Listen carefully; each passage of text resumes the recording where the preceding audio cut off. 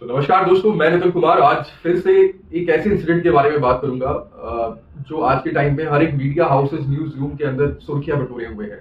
आइए जानते हैं इस टोटल इशू के बारे में कि इसमें एक्चुअली में हुआ क्या था। तो आखिर ऐसी क्या वजह रही कि नवजोत सिंह सिद्धू को 1 साल की सश्रम कारावास की सजा सुना दी जाती है। तो 27 दिसंबर 1988 को नवजोत सिंह सिद्धू और उनके दोस्त रुपिंदर सिंह संधू संधू माफ कीजिए रुपिंदर सिंह संधू अपनी जिप्सी को बीच सड़क के पास खड़ा कर देते हैं, जो कि शेरावाला रोड पटियाला के पास का इंसिडेंट था। उस समय 65 साल के बुजुर्ग गुरनाम सिंह उस स्पॉट पे पहुंचते हैं और वो उनसे गाड़ी हटाने के लिए कहते हैं। वो गाड़ी हटाने वाला हीटेड आर्ग्यूमेंट का मारपीट में बदल जाता है, पता ही नहीं चलता, और नवजोत सिंह सिद्धू उन 65 साल के बुजुर्ग की पिटाई कर देते हैं। सो इस इंसिडेंट के बाद गुरनाम सिंह, जो कि 65 साल के बुजुर्ग थे, उनको हॉस्पिटल लेके जाया जाता है, जहां पे उन्हें मृत घोषित कर दिया जाता है। और उनकी फैमिली फाइनली एक केस फाइल करती है, उनके खिलाफ रिपोर्ट फाइल की जाती है और केस साल दर साल चलता रहता है। फाइनली 11 साल बाद सितंबर 1999 को सिद्धू को मर्डर केस से बाइज्जत बरी कर दिया जाता है। लेकिन पंजाब और हरियाणा हाई कोर्ट दोनों को गिल्टी मानती है, नवजोत सिंह सिद्धू एंड रुपिंदर सिंह संधू को, और उनको culpable homicide not amounting to murder का दोषी करार देती है और साथ में 1 लाख का फाइन भी लगाती है। अब तो इससे पहले हम आगे बढ़े, आइए जानते हैं कि culpable homicide not amounting to murder होता क्या है। अब ये जो शब्द है होमिसाइड, इसको ड्राइव किया गया है लैटिन के एक वर्ड होमा। होमा मतलब एक आदमी और सिडा मीन्स किलिंग, जिसका मतलब मार देना, तो homicide means the killing of a man by a man. तो इसका मतलब है, होमिसाइड का मतलब है कि एक आदमी को दूसरे आदमी के द्वारा मार देना। वेरस कल्पेबल, जो कल्पेबल है वो रेफर होता है सफिशिएंटली किसी को रिस्पॉन्सिबल करना क्रिमिनल एक्ट्स के अंदर। तो कल्पेबल होमिसाइड पनिशेबल है लॉ के अंदर और इसको 2 कैटेगरी में बांटा गया है, culpable homicide not amounting to murder and culpable homicide amounting to murder. एक एग्जांपल के थ्रू समझते हैं। एक एग्जांपल है कुशा माझी वर्सेस स्टेट ऑफ ओडिशा, जहां पे एक माँ की मृत्यु होती है अपने बेटे के द्वारा। माँ फिशिंग के लिए मना करती है अपने बेटे को और बेटा गुस्से में आके माँ पर कुल्हाड़ी से वार कर देता है। और वो वार एक हीट ऑफ द मोमेंट और एंगर में, एक गुस्से में किया गया वार था, जिसका कोई पहले से प्री प्लानिंग नहीं थी। तो कोर्ट उसे culpable homicide not amounting to murder के अंदर हेल्ड करता है और उसको उस हिसाब से सजा दी जाती है। अब culpable homicide not amounting to murder के अंदर बुक किया जाता है नवजोत सिंह सिद्धू का, और वो केस साल दर साल चलता है फिर से। और 15 मई 2018 को सुप्रीम कोर्ट उनको section 323 which is punishment for voluntarily causing hurt के अंदर दोषी करार करता है और उनको section 3042 which is culpable homicide not amounting to murder के अंदर बरी कर दिया जाता है। जी हाँ, आपने ठीक सुना, culpable homicide not amounting to murder के अंदर उनको 15 मई 2018 को फिर से बरी कर दिया जाता है। और सबसे आश्चर्य की बात तो यह है कि नवजोत सिंह सिद्धू को केवल 1000 के फाइन के साथ छोड़ दिया जाता है। अब इस सजा से गुरनाम सिंह की फैमिली तो खुश नहीं होती है, तो वो एपेक्स कोर्ट के अंदर एक रिव्यू पिटीशन फाइल करती है और कोर्ट से दरख्वास्त करती है कि सजा पर दोबारा गौर फरमाया जाए, क्योंकि 1000 रुपए के फाइन के साथ सिद्धू को जाने देना कहीं ना कहीं जजमेंट नहीं लगती है उनको। तो फाइनली 19 मई 2022 को सुप्रीम कोर्ट नवजोत सिंह सिद्धू को 1 साल सश्रम कारावास की सजा सुनाती है।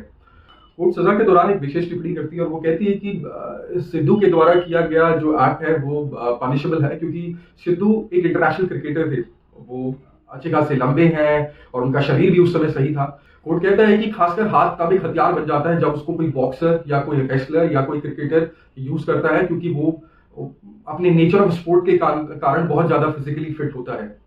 और उनके सामने जो एक आदमी था जिसके साथ उन्होंने हाथापाई करी, वो एक 65 साल का बुजुर्ग गुरनाम सिंह था, और उनको पता था कि अगर वो हाथापाई करते हैं, उनके द्वारा की गई हाथापाई से सामने वाली पार्टी को कितनी चोट पहुंचेगी। तो इस केस के अंदर अगर सिद्धू ये कहते हैं कि उनको नहीं पता था कि उस वजह से उनकी जान जा सकती है, तो ये एक इग्नोरेंस एक्सपेक्ट है सिद्धू की तरफ से दी गई दलील का। अब ये एक सेलिब्रिटी केस स्टेटस था तो मीडिया में आ गया और सुर्खियां भी बटोर रहा है। लेकिन ऐसे ही कितने केस हैं इंडिया के अंदर जो रोड रेज की वजह से रोजाना हो रहे हैं, और कारण anger is like a flame blazing up and consuming our self control, making us think and say and do things that will probably regret later. और इसी गुस्से के कारण रोड रेज होना एक आम बात है। देश के अंदर रोड रेज के इतने ज्यादा मामले आते हैं। मैं आपको एक स्टडी रेफर करना चाहूंगा। 2015 की नेशनल क्राइम रिकॉर्ड्स ब्यूरो की एक रिपोर्ट के मुताबिक a large number of cases of road rage and rash driving were reported in the year 2015, totaling to 4.9 lakh, where 4.79 lakh people were reportedly injured. कहने का मतलब यह है कि 2015 की एक रिपोर्ट के मुताबिक 4,09,000 रोड रेज के केस रिपोर्ट हुए। जी हाँ, पूरे भारत के अंदर, और वो भी केवल एक मात्र गुस्से के कारण, जिसमें 4,69,000 लोगों को चोटें आई। And among these states, अगर मैं बात करूं among these states, despite having just 10% of India's total vehicles, Kerala recorded the maximum number of such cases, which is 1.9 lakh. Kerala एक अकेला ऐसा स्टेट था जिसने मैक्सिमम 1,09,000 केस रिपोर्ट किए। वाइल लक्षद्वीप एक ऐसा केस था जो सबसे लोएस्ट था और वहां पे केवल एक ही केस था। And surprisingly the number of registered cases to grew by 31,000 from 2014 to 2015। आश्चर्य की बात तो यह है कि जो रजिस्टर केस थे वो 31,000 और बढ़ गए 2014 से 2015 के बीच। According to the latest NCRB report, 1,538 instances of rash driving and road rage were committed by juvenile drivers across the country. कहने का मतलब यह है कि NCRB की रिपोर्ट के मुताबिक 1538 ऐसी घटनाएं हुई रैश ड्राइविंग की जहां पे रोड रेज वर कमिटेड, मतलब रोड रेज जिन्होंने कमिट किया वो 18 साल से कम उम्र के लोग थे across the country. Surprisingly, among the Union Territories, Delhi recorded the highest number of road rage and rash driving cases that involved juvenile at the wheel. तो एक इस सिंपल से इंसिडेंट जो नवजोत सिंह सिद्धू कभी नहीं भुला पाएंगे, 27 दिसंबर 1988 का, जिसकी वजह से 34 साल बाद फाइनली उनको 1 साल की सजा हुई। अब ये सजा किस हद तक सही है और किस हद तक ज्यादा है या कम है, इसका डिसीजन तो हमारे कोर्ट ने तय किया है, बट कहीं ना कहीं आपको भी सोचने की जरूरत है क्या एक्चुअली में न्याय मिल पाया है। एंड न्याय से बढ़कर मैं एक चीज और बोलना चाहूंगा, जो है गुस्सा इंसान को खा जाता है। तो गुस्सा कहीं ना कहीं इंसान को खा जाता है और एक पल भर के हीट ऑफ द मोमेंट में हम कुछ ऐसा कर जाते हैं जिसका शायद हमें जिंदगी भर रिग्रेट ही रहता है। भगवान बौद्ध की एक बात मुझे याद आती है और वो उन्होंने कहा था कि you will not be punished for your anger. आप अपने गुस्से के लिए सजा नहीं भुगतेंगे, in fact you will be punished by your anger. आप अपने गुस्से के द्वारा सजा भुगतेंगे। बहुत ही डीप थॉट है, गौर कीजिएगा इस बात पे। आशा करता हूं कि आपको मेरी वीडियो पसंद आई होगी। अगर आपको पसंद आई तो प्लीज लाइक एंड सब्सक्राइब कीजिए और कमेंट सेक्शन में जरूर मुझे बताइएगा how do you like the video. Thank you very much and I wish you the best and success.